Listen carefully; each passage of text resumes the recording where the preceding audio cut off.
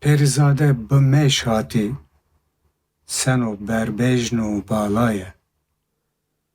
Li ser çavê me xweş hatî, bi ehla û bi sehlayê.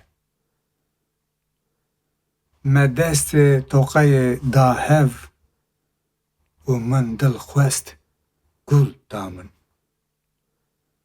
Li min ronî dibû ew şev, bi şewqa dêm û xalayê.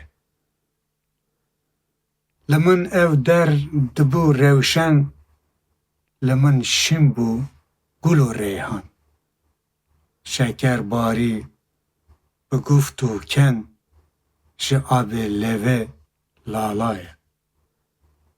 Me noşê şerbeta lêvan, şeraba hûngûv û sêvan. Me jin dayê bi destê zinê, cehennem şarê alayê.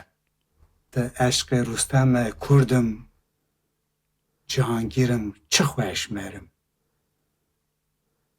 Li ber te bêçek û gurdim, cegerxûn destê valayê.